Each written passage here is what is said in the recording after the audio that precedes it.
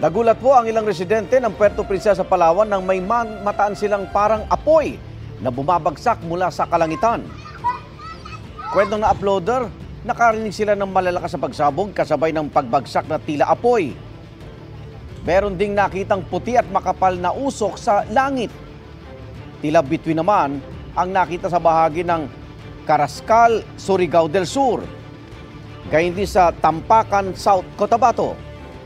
Inaalam na ng Philippine Space Agency kung may kinalaman ng mga ito sa launch ng Long March 12 rocket mula sa Hainan, China kahapon.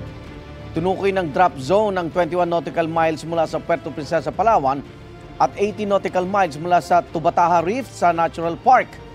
Paalala ng PhilSA, agad i-report sa mga otoridad kung may nakitang debris. Huwag hawakan o lapitan ng debris dahil posibleng may nakalalasong chemical ito. Ayon sa China, ang Long March 12 rocket ay nagpadala ng internet satellites sa outer space.